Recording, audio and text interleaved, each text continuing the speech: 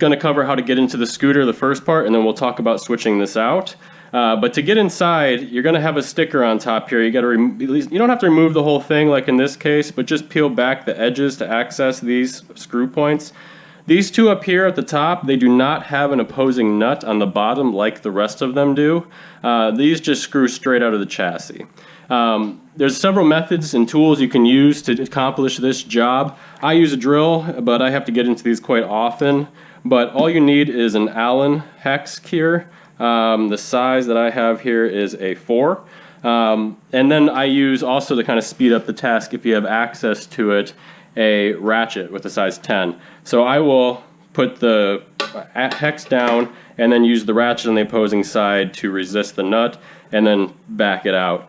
Some of them are a little bit, see if I can describe this.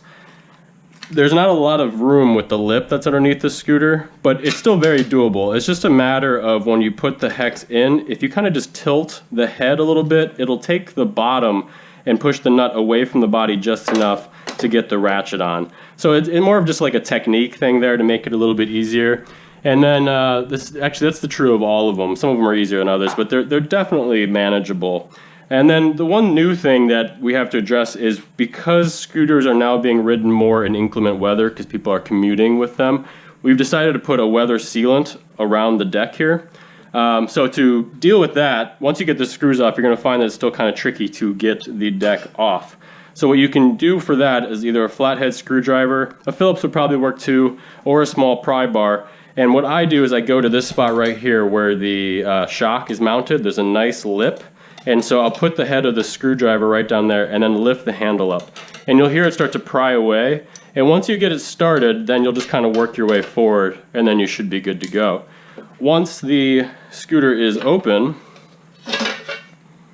you're going to see a nest of wires. I wouldn't let that intimidate you. I will say never do work on anything electrical if you're not comfortable doing it. That kind of is a given, but it's quite manageable.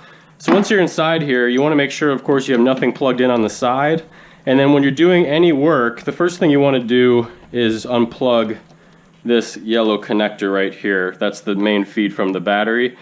Please note, when you plug this back in, it is going to spark. That's totally normal. It's because it's a free-flowing electron battery like any other battery, whereas at a switch situation on a wall outlet, you're killing power.